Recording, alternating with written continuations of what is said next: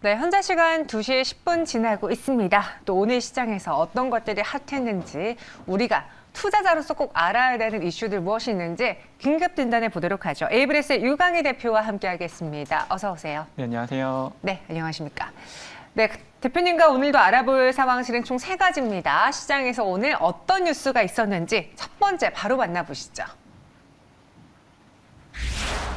따상은 실패한 성일하이텍입니다. 청약도 아주 받기 힘들 정도로 열광했고, 그리고 오늘 따로 시작을 했어요. 100% 오른 상태에서 시작은 했는데 바로 시가에서 풀리면서 18%나 급락을 하기도 했거든요.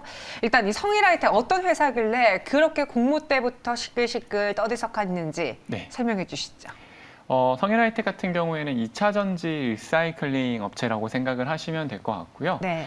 국내에서 유일하게 이 리사이클링을 일괄적으로 공정할 수 있는 기업이기 때문에 시장에서 상당히 관심이 많았었다라고 생각을 하시면 될 것 같습니다.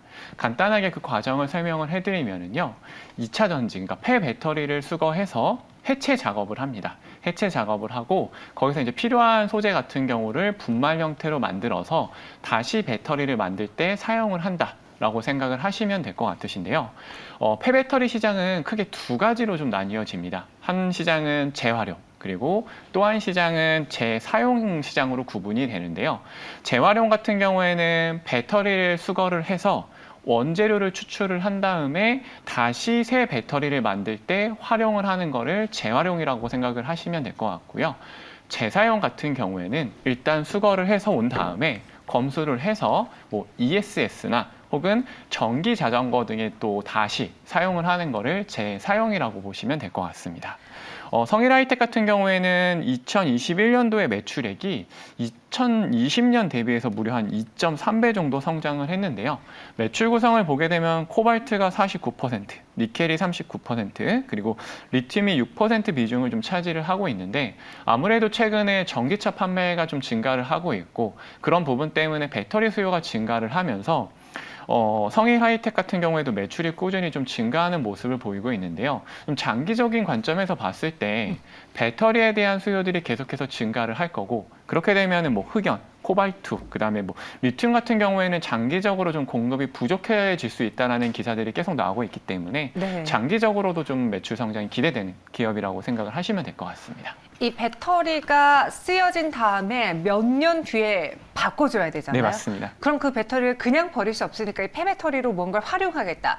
그래서 우리가 처음에 시작할 때 전기차 시장이 완전 상용화되고 나서 3년 뒤, 2년 뒤 이런 시기에 엄청나게 폐배터리 시장이 활성화될 것이다라는 이야기를 드렸는데 그래서 많은 분들이 이 시장을 눈여겨보셨습니다. 그럼에도 불구하고 성일하이텍이 따상에는 실패했어요. 오늘 그 장이 열리기 전에 막 매물 쌓이는 거 보면서 이거는 따상이다라고 생각했는데 거의 개장하기 한 몇 초 전부터 풀리더라고요.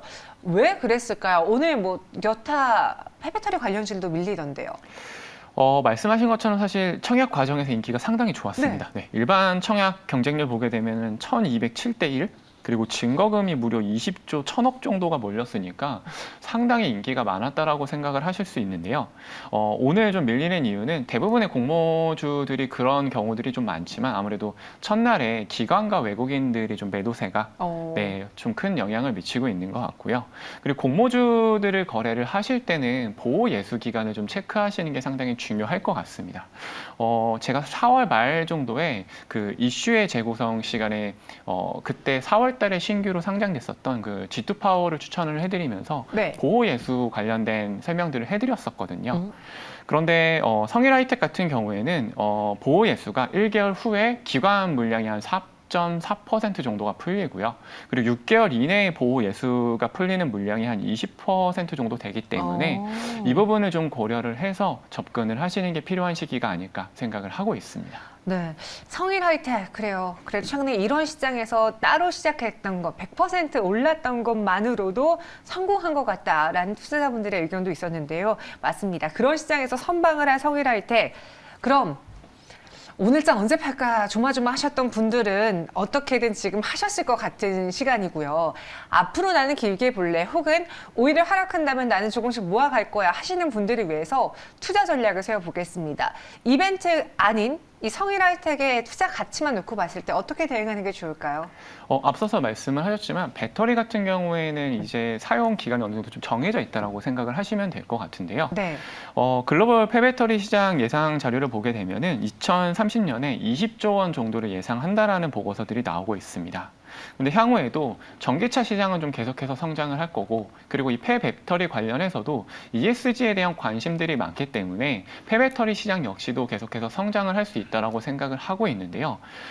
폐배터리 같은 경우가 수명이 짧게는 한 5년, 길게는 한 10년 정도를 본다라고 합니다. 그런데 우리나라에 본격적으로 전기차가 판매가 되기 시작을 한 게 2020년 정도라고 합니다. 그렇게 되면은 2020년도에 전기차를 구입하신 분들이 2025년부터 한 2030년 사이에 뭔가 차를 폐차를 하시게 되면은 그때부터 이제 폐배터리에 대한 공급이나 수요들이 좀 본격적으로 나온다라고 생각을 하시면 되실 것 같기 때문에 저는 장기적인 관점에서 접근을 하시면은 괜찮은 기업이지 않을까라는 생각을 하고 있고요. 그래서 한 주 평을 드린다라고 하면은 보호 예수가 풀린 다음에 접근을 하자라고 말씀을 드리고 싶습니다. 보호 예수 물량이 풀린 이후에 접근하자. 접근해봐도 좋지만 그 시기가 중요할 것 같습니다. 일단 성일 하이텍 오늘의 스코어에 대해서 말씀드렸고요. 두 번째 상황실 넘어가 보시죠. 상반기 매출 1조 돌파한 삼성바이오로직스입니다. 보니까 창립 이후에 최초로 상반기 매출 1조를 돌파했다고 하는데요. 무엇 때문에 이렇게 매출이 높아졌습니까? 네, 일단 삼성 바이오에피스가 2분기부터 실적이 편입이 되면서 네. 이 부분도 좀 영향을 미친 것 같고요. 그리고 무엇보다도 좀 수출을 많이 하는 기업이다 보니까 환율 효과도 좀 영향을 미친 것 같습니다.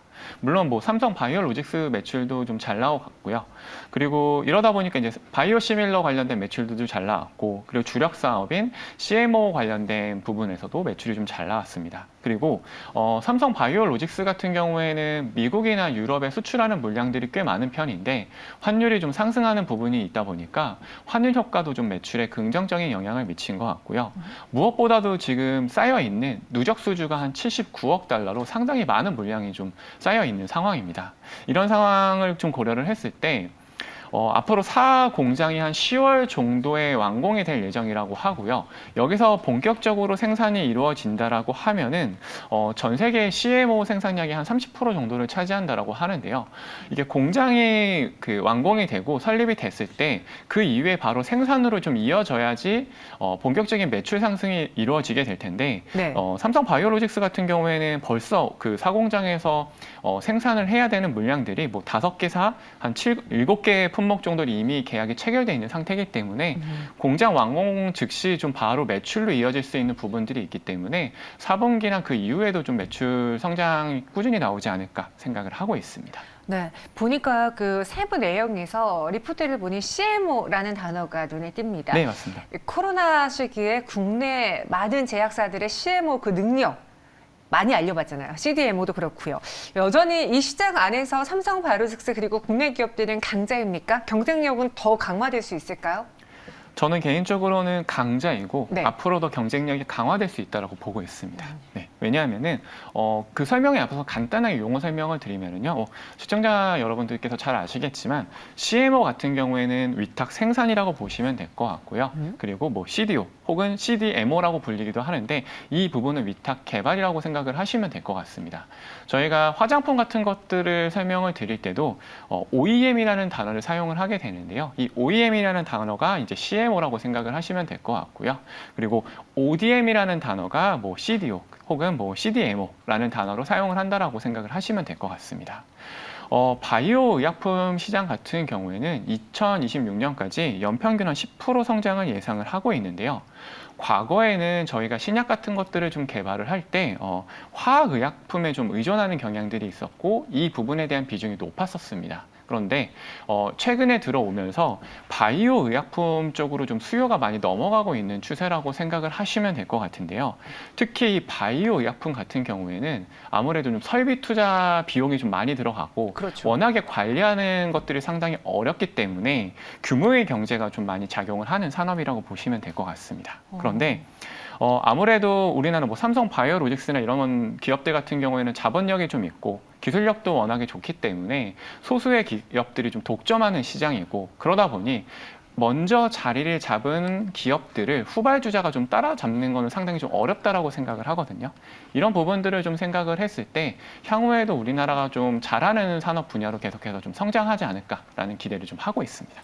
사실 저는 그 제약회사의 경우에는, 바이오 회사의 경우에는 무언가를 만들어내는 게 가장 힘드니까 그런 신약 개발 능력이 없다면 좀 뒤처지는 거 아닐까 했는데, 국내 기업들은 바이오 시밀러 그리고 CMO 이 위탁 생산 부분에서도 굉장히 큰 실력들을 보여주잖아요.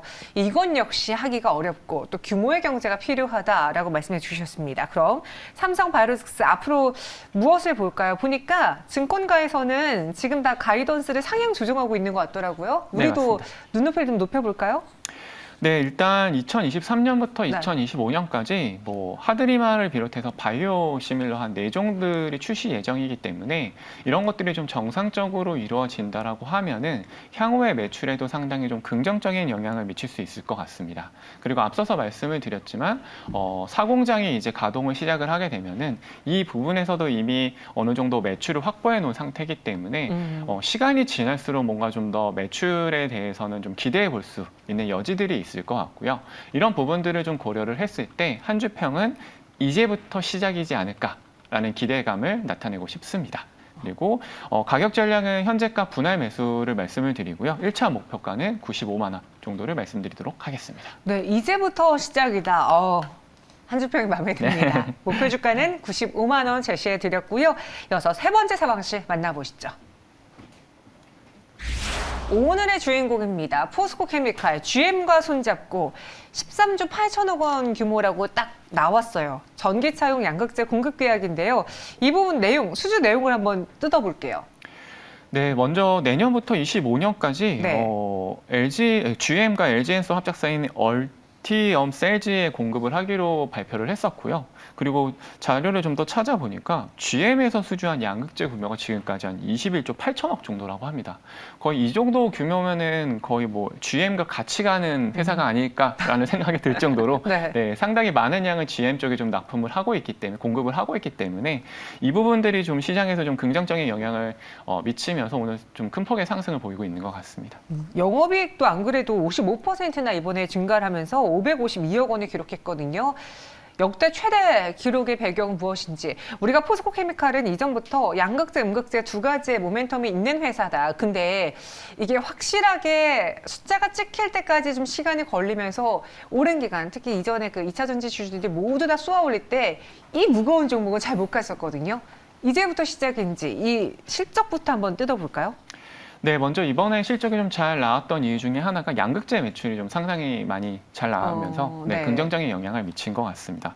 양극재 매출 같은 경우에는 전년 동기 대비해서 무려 한 2배 정도 증가를 했으니까요. 상당히 좀 큰 폭의 상승을 기록을 했다고 생각을 하시면 되실 것 같고요. 양극재 매출 금액을 보게 되면은 3,400억 정도를 기록을 했습니다. 그리고 특히 양극재 같은 경우에는 시세에 연동되는 부분들이 있는데, 아무래도 리튬이나 메탈 가격들이 좀 상승을 하면서 시세가 연동이 되다 보니까 이 부분에서 좀 매출에 긍정적인 영향을 미친 것 같고요. 그리고 아무래도 좀 수출을 많이 하다 보니까 환율이 오른 부분도 매출에 좀 긍정적인 영향을 미쳤다라고 생각을 하시면 될 것 같습니다. 그리고 음극재 같은 경우에는 전방산업, 그러니까 배터리에 대한 좀 수요들이 좀 줄어들게 되면서 그 판매량 자체는 조금 감소를 했지만, 여기도 역시 환율 효과가 좀 발생을 하면서 음극재도 판매량은 줄었지만 매출이 조금 늘었다는 부분들이 아무래도 좀 긍정적인 영향을 미치지 않았나 생각을 하고 있습니다. 네, 그럼 마지막으로 이 포스코 케미칼에 대한 투자 포인트 들어보겠습니다. 오늘은 너무 올라서 사실 들어가기 좀 사고 싶어도 부담스럽죠? 들어갈 수가 없을 것 같아요. 남들이 살짝 안 볼 때, 내려올 때 그때 들어가도 괜찮습니까? 투자 포인트는요? 네, 아무래도 지금 포스코 케미칼 같은 경우에는 네. 광양에 양극재 신규 공장 설립 등을 좀 준비를 하고 있기 때문에 이런 것들이 좀 완공이 된다라고 하면은 양극재 생산량이 상당히 많이 증가할 것으로 예상이 되고 있습니다. 근데 주목할 점은 공장 설립이 완료됐을 때 이런 것들이 좀 바로 매출로 이어져야 되는 부분들이 있는데, 앞서서 말씀드렸지만 포스코 케미칼 같은 경우에는 이미 어느 정도 좀 수주를 확보해 놓은 상태이기 때문에 이런 부분들은 좀 상당히 긍정적이라고 생각을 하고 있고요. 그리고 무엇보다도 포스코 케미칼 같은 경우에는 뭐 리튬 호수나 광산 등을 미리 선제적으로 투자를 해놨고, 이런 부분들을 좀 바탕으로 해서 양극재에 들어가는 그런 원료들을 좀 안정적으로 조달받을 수 있다라는 게 상당히 큰 장점이라고 생각을 하고 있습니다. 좀 이런 부분들을 좀 고려를 했을 때 단기적으로 좀 급등을 했기 때문에 신규로 들어가기에 좀 부담되는 부분들이 있을 것 같고요. 그렇기 때문에 조정 후 좀 매수 의견을 드리고 싶고, 한 주 평을 드린다라고 하면은 증설과 수주의 하모니라고 하모니라고 좀 말씀을 드리도록 하겠습니다. 네, 조정 후의 매수 의견. 오늘은 굉장히 장대 양봉이 대량의 거래까지 수반하면서 나왔기에 저희는 접근을 못하겠습니다. 하지만 조정 받을 때 그때 다시 볼 수 있는 대표적인 종목으로 포스코케미칼 관심 종목에 넣어두겠고요. 오늘 유강희 대표님도 여기서 인사드리겠습니다. 고맙습니다. 감사합니다.